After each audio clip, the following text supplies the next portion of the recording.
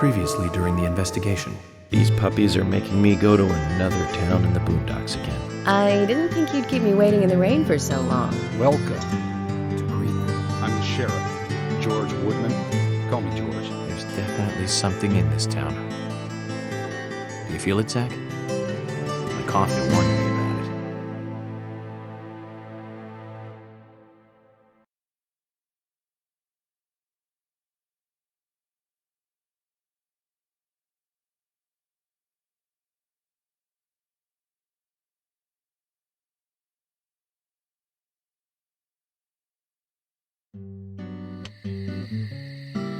Well then, Agent York, do you have any plans for this evening? I was going to head back to the hotel and go over my notes.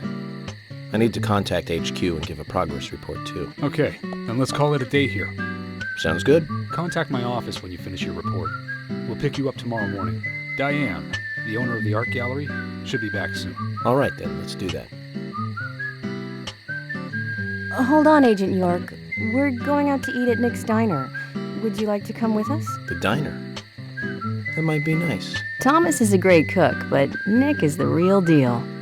No visit to Greenvale is complete without eating at the A&G. A very appealing proposition. Zach, what do you think? We can always go back to the hotel after eating dinner, or go directly back to the hotel. You decide, Zach.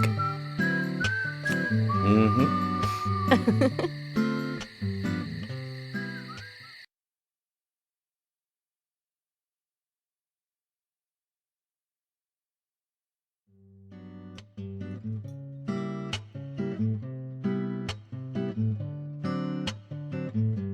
I've been sheriff here for a long time now, and this is the worst murder I've ever seen. Our town is a little odd in some ways, but it's usually a peaceful place. We had our fair share of cases, but just the regular stuff.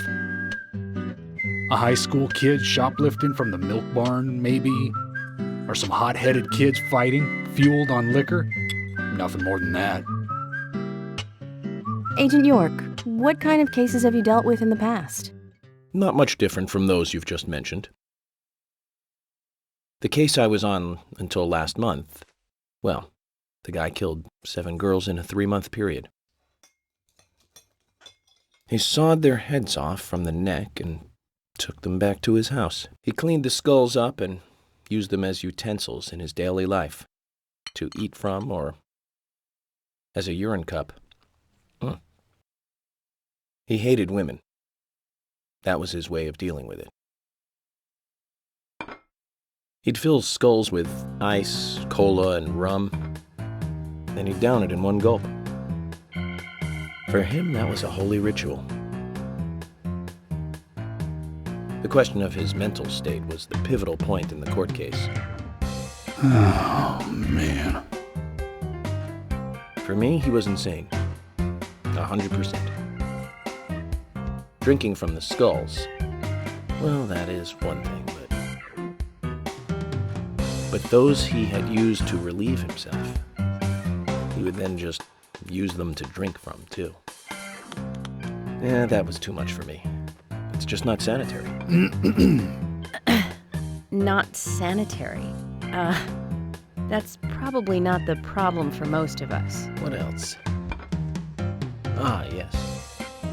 An ingenious law school student raped over 800 victims. That was a nasty one. Thank you, Agent York. Now, let's talk about something else. You don't want to hear anymore? That's a shame, isn't it, Zach? I was just about to get to the good part, too. Sounds like you live in a totally different world.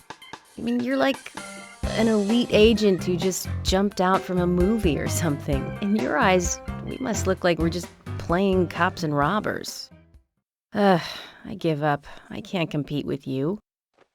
Don't say that, Emily. The cases you have solved are all full-fledged crimes. A crime is a crime. Size doesn't matter. There is no big and small. Crimes always have a criminal and a victim. No victim will ever welcome a crime, no matter what its size. So, fundamentally, there is no difference in size. Well said, Agent Morgan.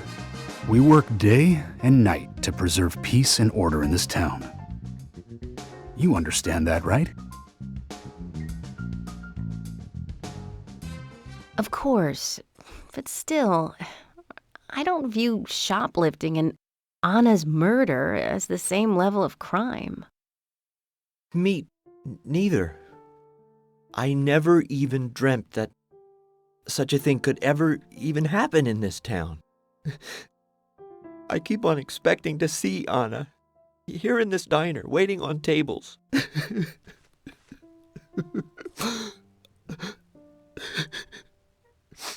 Excuse us, Agent Morgan. We should have made dinner a more uplifting experience. Let's call it a night. Okay. Good night, then.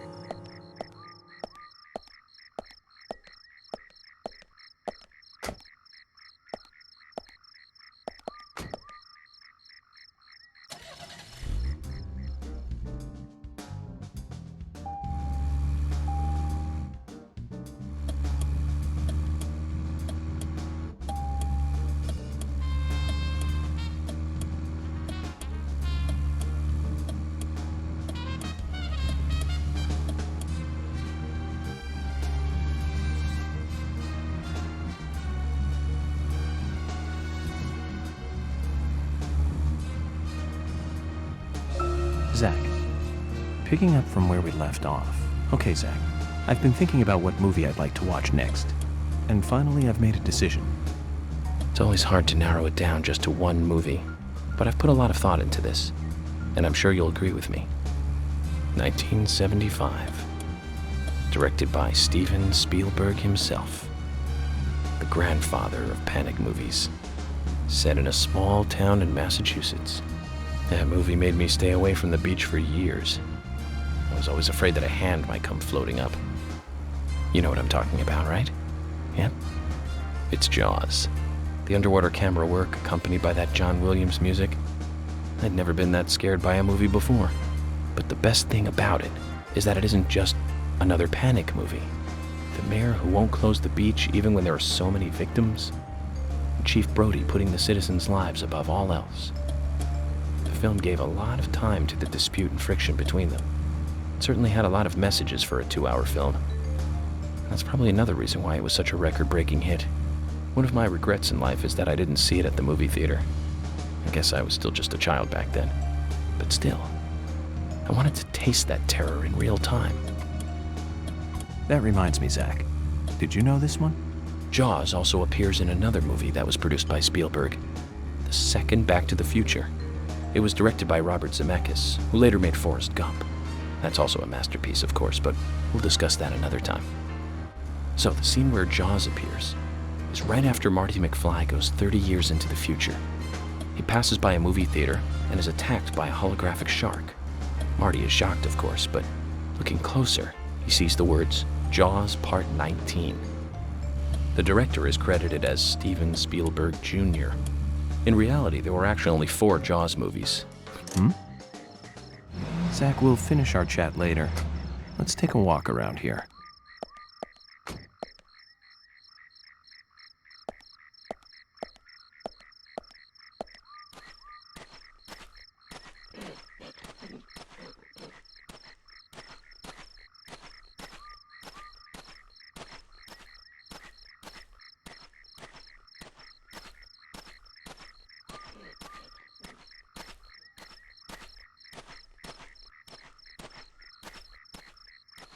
Hmm?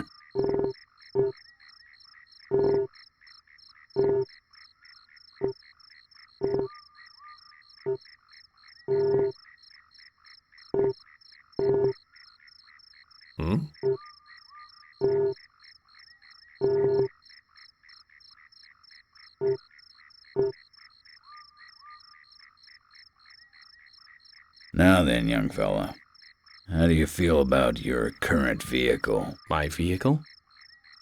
It's a piece of crap, but I'm not here to talk about that. Then how about a little treasure hunt? Listen up, young man. My junkyard is actually a mountain of treasure. All kinds of treasure lies in those mountains of junk. The problem is, there's so many, I've lost track of where everything is.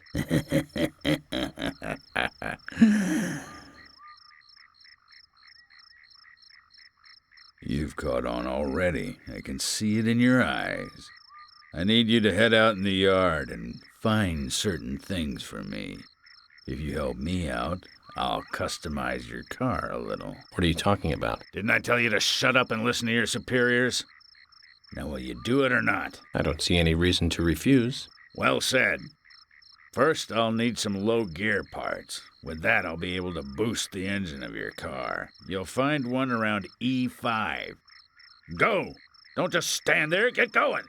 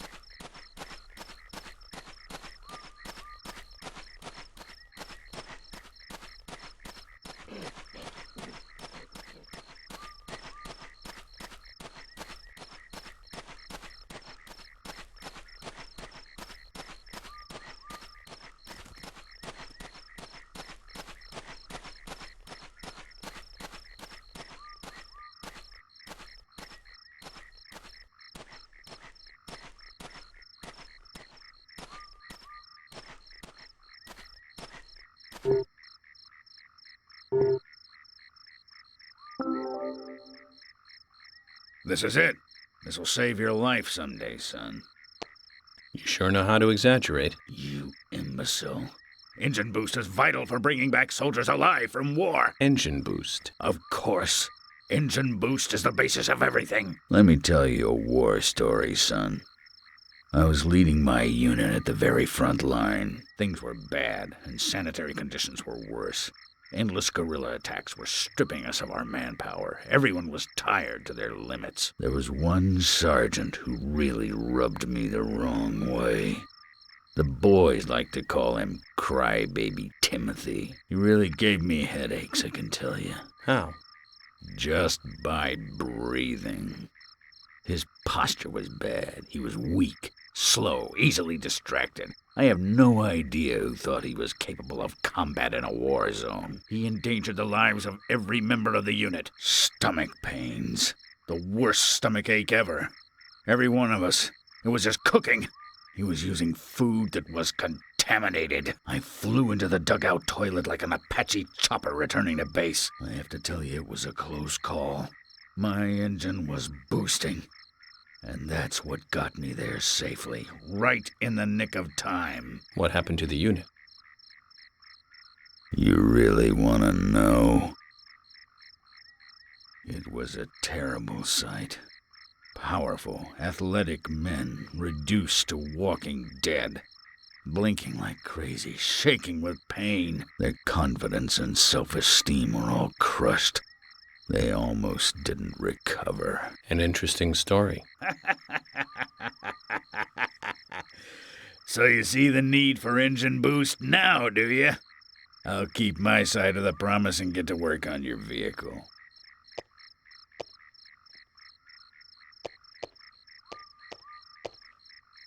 That badge on him is for a sergeant.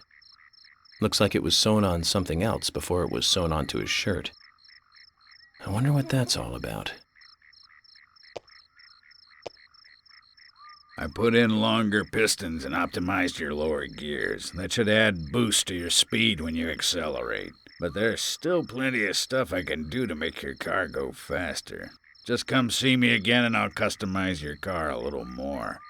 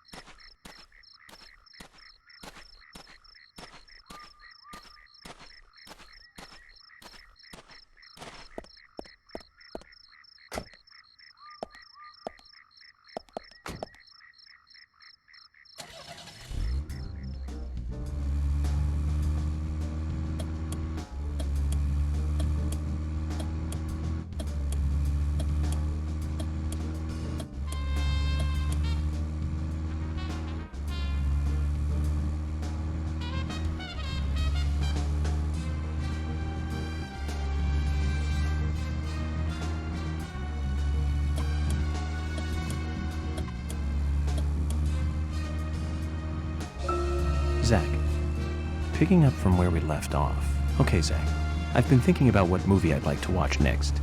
And finally, I've made a decision. It's always hard to narrow it down just to one movie, but I've put a lot of thought into this, and I'm sure you'll agree with me. 1975. Directed by Steven Spielberg himself. The grandfather of panic movies. Set in a small town in Massachusetts. That movie made me stay away from the beach for years. I was always afraid that a hand might come floating up. Zach, we'll finish our chat later. Let's take a walk around here.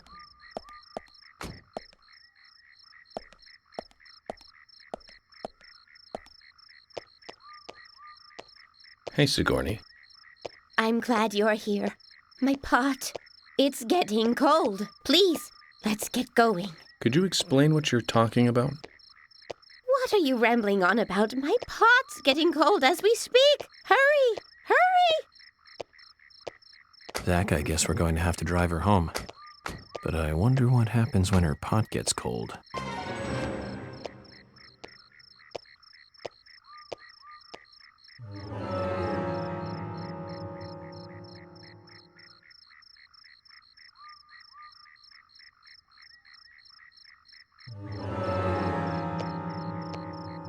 Now, get the car going. My house is over by the lake. 3, 2, 1, go!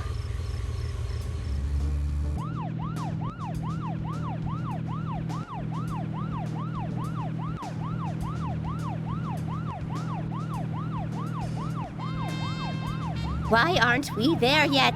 Could you step on it? If we go this slow, my pot is going to get cold.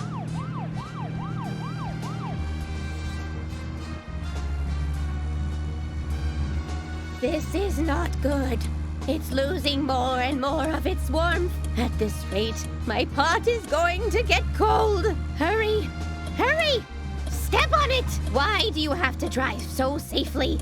Can't you see my pot is getting cold?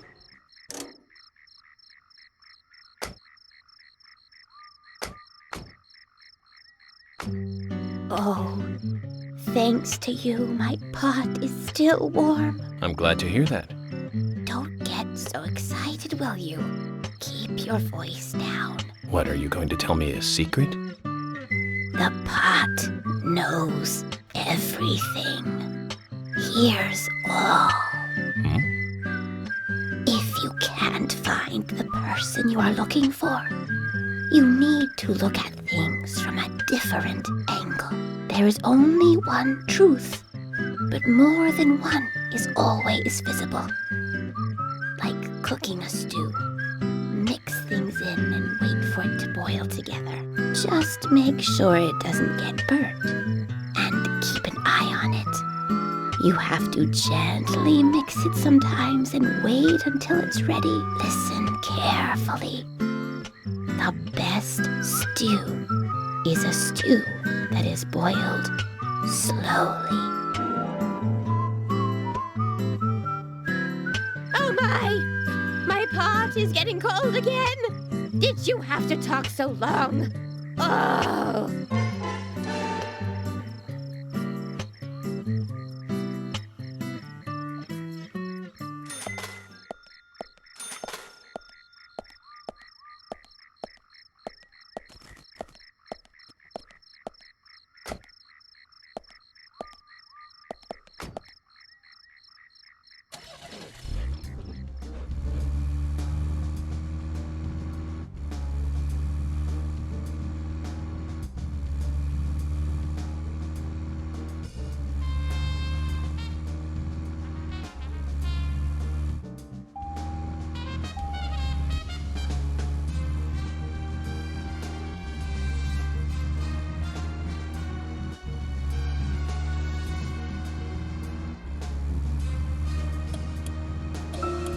Zach, picking up from where we left off.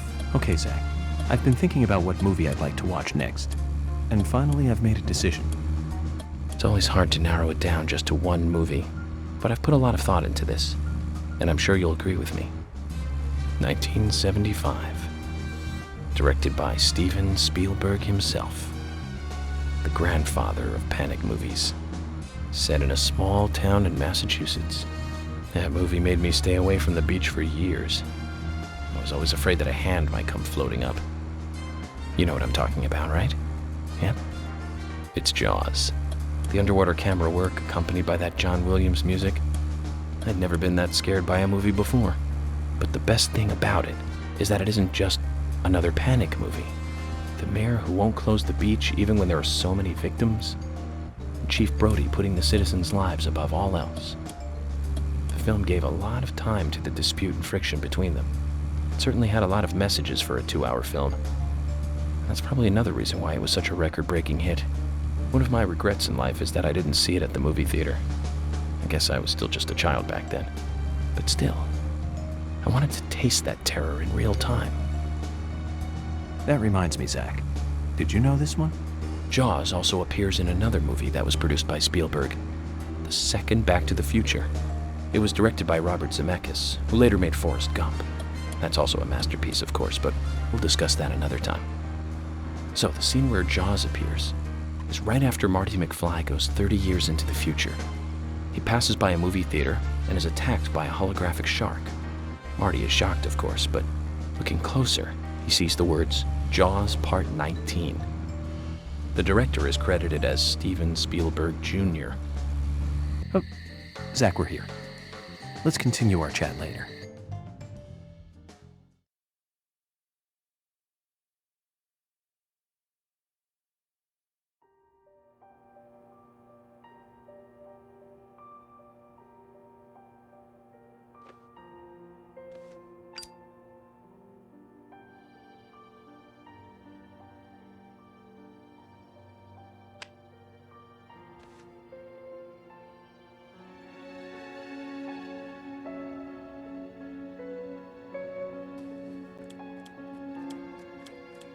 Okay then, Zach. Let's go back over our progress. First, the victim, Anna's death. She was found hanging from a tree in the forest. She was cut open with a knife from her chest down to her stomach. That was the direct cause of death. The strangulation marks and skull fracture were caused after death.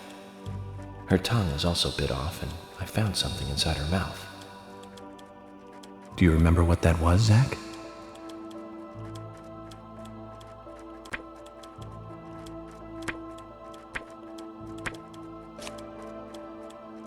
That's right. We found the same red seed in her mouth. According to Emily, it was raining when Anna was killed, but traces of tears were still evident on her face.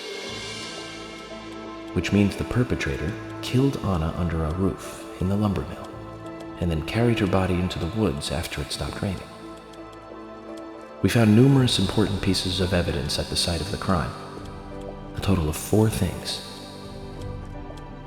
Knee prints in the grass, a wood chip with metal dust, a photo of a man with a tattoo on his back, and one other thing. Do you remember what that was, Zach?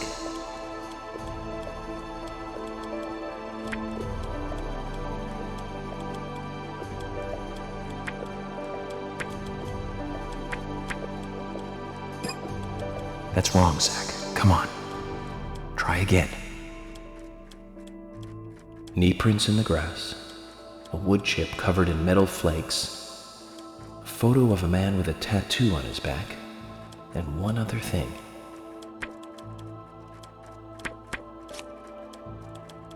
That's right, a broken stiletto heel. Aligning this with the other evidence suggests that 2 people came into contact with Anna's body prior to it being discovered by us. Those being the perpetrator who killed Anna and Miss Stiletto Heel. There is also the possibility that a third party carried Anna to the woods. That means we could be dealing with 3 people. 2 or 3 people. In any case, Miss Stiletto Heel may have vital information. We need to find her next. We didn't use forensic methods, but we're still closing in on the criminal.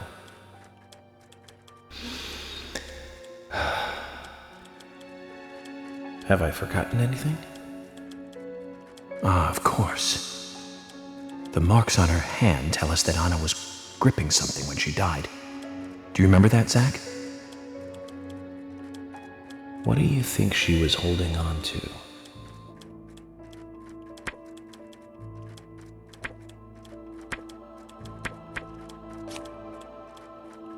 That's right, a round object.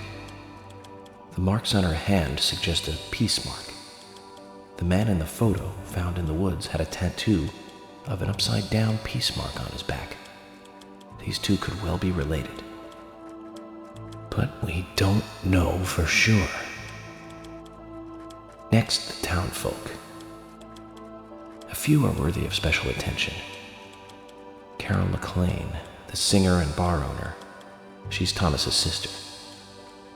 Then there's Nick Cormack, the owner of the diner. Both of them seem to be hiding something. There's Diane, the owner of the art gallery, who's out of town. Then we have problematic, old, rich, and eccentric Harry. Both will be tough to crack. Well, we just have to go one by one. I've been thinking, one of the biggest rewards here is the fantastic food. Enjoying food is cultural, and yet it's also a bit uncivilized. It's interesting how good food motivates me to work harder during investigations. Oh, and on Emily's back, it was strange to me. Hey, don't take that the wrong way, Zach. I wasn't getting all excited or anything. But it did make me feel strange, nostalgic, and sad almost. It's starting to rain. I think this case may take a while.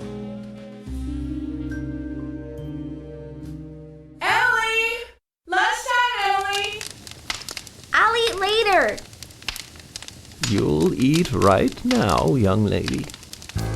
You need to listen to your mother. I want to hear the rest of the story. Eat your lunch, and then take a nap. Then I'll tell you the rest. But I want to hear it now. There's no need to rush things. You must live your life at the pace that is right for you. Honey, are you coming?